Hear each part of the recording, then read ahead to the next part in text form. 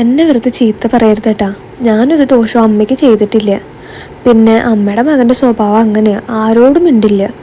ആരോടും മിണ്ടിയില്ലെങ്കിലും പെറ്റ തള്ളോട് രണ്ടക്ഷരം പറയണ്ടേ. 10 വയസ്സ് കഴിഞ്ഞ് കിട്ടണവരെ ബാലാരിഷ്ടിയായിരുന്നു. ഇങ്ങോട്ട് കിട്ടൂല എന്ന് വിചാരിച്ചേ. കരപ്പം പിടിച്ച് മേലാകെ ചീഞ്ഞളിഞ്ഞു. അതൊക്കെ മാറിക്കിട്ടിപ്പോൾ ടൈപ്പോയിഡ് പിടിച്ച് 2.5 മാസം ഒറ്റ കിടപ്പാ. ബോധമില്ലാണ്ട് 2 ആഴ്ച. അത് മാറി എണീറ്റപ്പോൾ മഞ്ഞപ്പിത്തം. എൻ്റെ പുന്നുകാവിലെ ഭഗവതി, എൻ്റെ മോനെ മടക്കി കിട്ടുമെന്ന് ഞാൻ നിരീക്ഷിച്ചില്ല, വൃദ്ധ പറഞ്ഞു. അതാ വരുന്നു അമ്മിണിക്കുട്ടി, മരുമകൾ പടിക്കലേക്ക് ചൂണ്ടിക്കൊണ്ട് പറഞ്ഞു.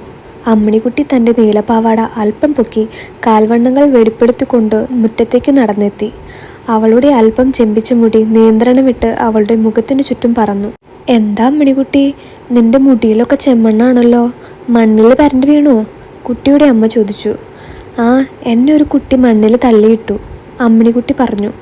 ആരാ അമ്മിണിക്കുട്ടിയെ തള്ളിയിട്ടത്? ഏതു ചെക്കനാ ഓളെ മണ്ണിൽ തള്ളിയിട്ടത്? വൃദ്ധ ചോദിച്ചു. എന്നെ തള്ളിയിട്ടത് ഒരു പെൺകുട്ടിയാ, ചെക്കന്മാരൊന്നും എന്നെ തൊടില്ല, കുട്ടി പറഞ്ഞു. ആ തമിഴന്മാർ കുത്തിയിരിക്കണ പറമ്പിൽ കൂടെ അല്ലേ നീ ചന്തയിൽ പോയത്? അവറ്റ നിന്നെ പിടിച്ചുകൊണ്ടുപോയാൽ നീ എന്താ ചെയ്യുക? ചാലിയാത്തി കുഞ്ഞു ചോദിച്ചു. അമ്മിണിക്കുട്ടി ഉറക്കെ പൊട്ടിച്ചിരിച്ചു.